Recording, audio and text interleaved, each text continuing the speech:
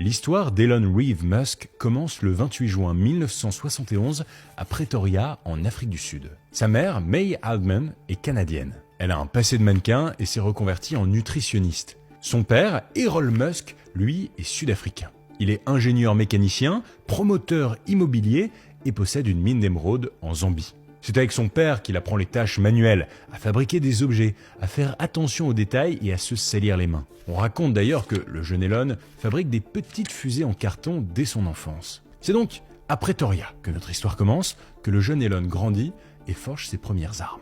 Il faut bien dire qu'à l'école, Elon Musk n'est pas le meilleur élève. Il n'impressionne personne, il est même plutôt timide. Il n'est pas très sportif, assez rêveur, introverti.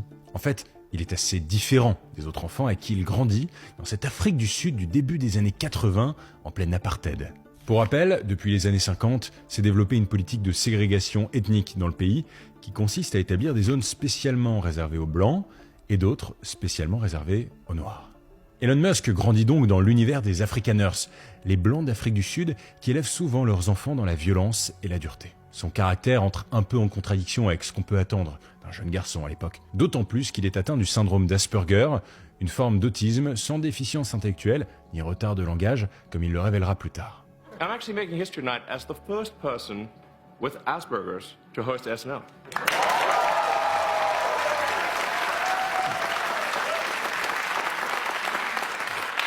Or at least the first to admit it. Le jeune Elon lit beaucoup. Et c'est en se plongeant dans des univers loin de son quotidien qu'il se sent vraiment à sa place. Il lit des BD sur l'espace ou des livres comme Le Seigneur des Anneaux par exemple. Elon rêve d'ailleurs, de partir loin, très loin.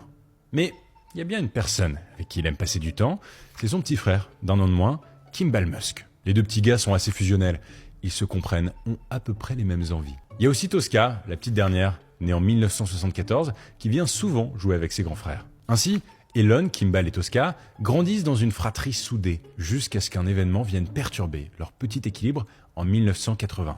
Leurs parents divorcent. Les petits partent alors vivre avec leur mère, mais assez vite, Elon, l'aîné de la fratrie, décide de rejoindre Errol, son père, pour vivre avec lui. C'est le début d'une période difficile et étrange de vie commune entre un père et son fils. Étrange, le mot est faible. Elon Musk raconte que chez son père, il subit des violences physiques et psychologiques. Et dans cette lourde atmosphère, son envie de s'en aller se renforce.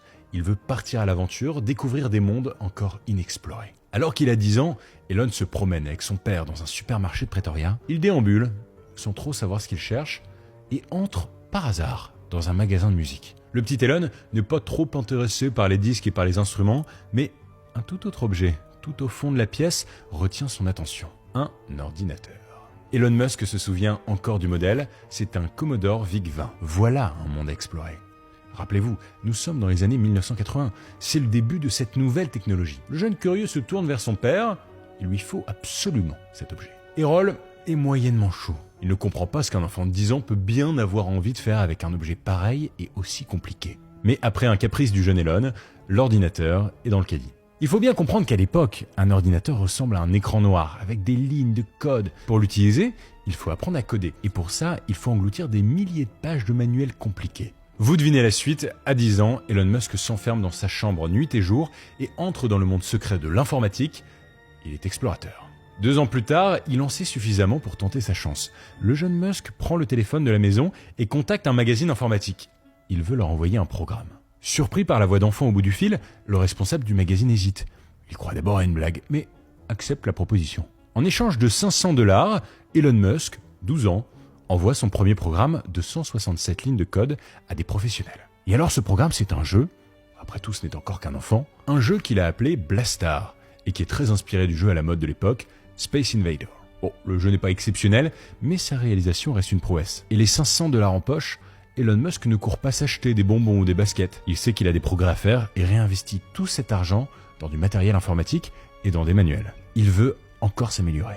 Bon instinct. Elon Musk grandit, progresse, mais à 14 ans, en 1985, le petit génie est un peu en crise d'ado. Même s'il est épanoui dans sa chambre, ça ne s'arrange pas à l'école. Ses camarades continuent de se moquer de lui, de son esprit rêveur, ils le bousculent et l'appellent Muskrat. Comprenez le rat musqué en anglais. C'est pas très sympa comme surnom. Et à la maison, c'est pas mieux. L'ambiance y est lourde avec son père. Une seule solution, relire le guide du voyageur intergalactique de Douglas Adams. Il voyage. Il rêve de ciel, d'espace et d'étoiles. En grandissant, Elon Musk a une nouvelle idée. Ouvrir une salle d'arcade avec son frère Kimball et ses cousins. Encore une fois, ils font seuls. Ils s'occupent de tout. Il trouve un local, un bail commercial, des fournisseurs. Mais il a 16 ans 16 ans. Il est peut-être allé un peu vite. Et pour valider le projet, il faut la signature d'un adulte. Et ni son père ni son oncle n'est partant pour le suivre. Leur projet d'entreprise tombe à l'eau. Et à la fin de son adolescence, une nouvelle idée lui trotte dans la tête. Partir aux États-Unis. Elon Musk veut vivre son propre rêve américain. En fait, il ne se sent pas à sa place en Afrique du Sud, qu'il trouve trop fermée, trop violente. Ah, l'Amérique, celle qui a conquis l'espace, la Lune, celle où tout est possible, voilà son nouvel objectif. Et ça tombe bien, puisque, un peu avant ses 18 ans, il est censé être appelé par le gouvernement sud-africain pour faire son service militaire. Mais, au même moment, une nouvelle loi passe, les ressortissants canadiens d'Afrique du Sud peuvent transmettre leur nationalité à leurs enfants. Le jeune Elon saute sur l'occasion.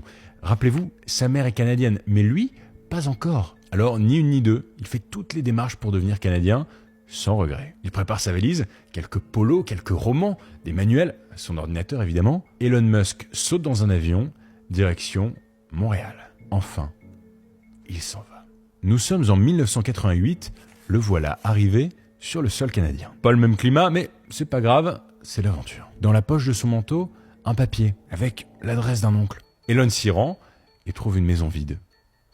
L'oncle a déménagé. Le voilà seul dans Montréal. Il marche direction une auberge de jeunesse. Il n'a pas de projet particulier. Il est libre. Après tout, il a du temps devant lui. Ainsi, il vadrouille dans le Québec pendant 1 an. Il fait des petits boulots, pas bien payés. Il transporte des sacs de grains, il nettoie des chaudières. Et pendant ce temps, en Afrique du Sud, son père n'en pense pas moins. Il trouve qu'Elon est un fuyard et coupe son argent de poche.